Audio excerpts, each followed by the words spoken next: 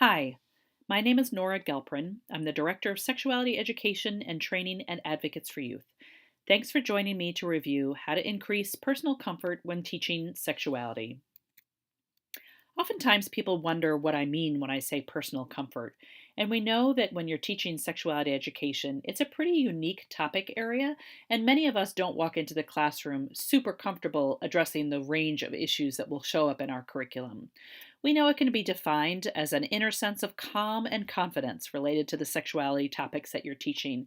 It can often really be connected to how much professional development that you've had, which for many of us is very little. And it can also be connected to your own beliefs or experiences, sometimes from your adolescence and maybe from your adulthood as well.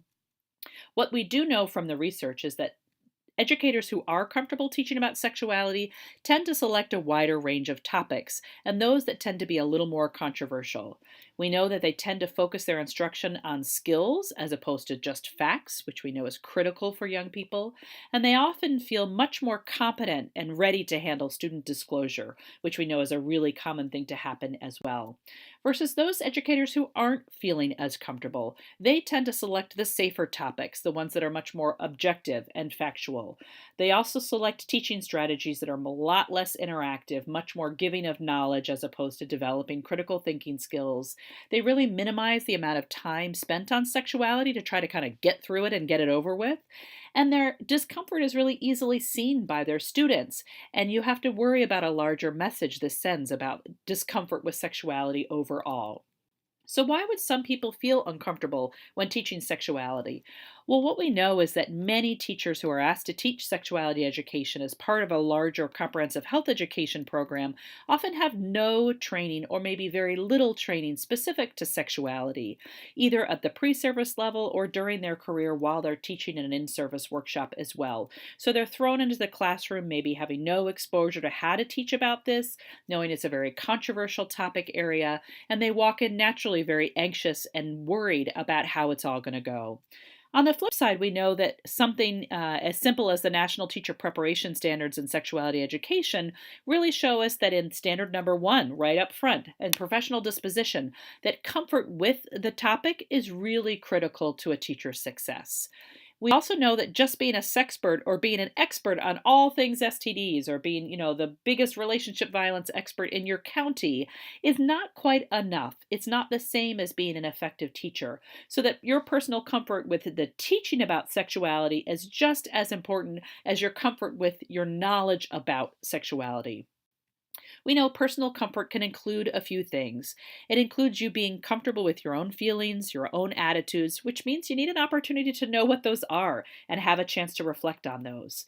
We know that also translates into displaying respect and acceptance for the feelings and attitudes of all of your students, not those that just have the mainstream beliefs and opinions. We also know that it shows up in your willingness and your ability to communicate about sexuality with ease and with comfort. So then what can you do if you are uncomfortable and you're given the task of teaching sexuality education? There are some really simple things that an educator can do, both individually and at the district level as well. The first would be to attend workshops or conferences, maybe watch a TED Talk or a webinar to just increase your exposure to information and understanding about these issues. It can also really help to observe another educator who is more comfortable or more seasoned in this topic area. See what they do and don't do. You can also talk with your colleagues and your supervisor about the topics or the issues that you do find challenging. And of course, practice, practice, practice. Nothing can replace practicing with a colleague, practicing in the mirror, practicing here in Teach Live. That's one of the reasons why we are such a believer in the ability to practice in safe environments so that when you walk into a classroom, you can feel a little more comfortable with the topics you're addressing. These other things can help as well. To really have a chance to reflect on what makes you uncomfortable and why, what's coming up for you, what's really pushing your buttons about whatever that topic is or the issue is that you're addressing. To really be able to be clear about what those boundaries are, and then to be able to ask for help when you know you're not going to be able to move around whatever that discomfort is. That's completely fine.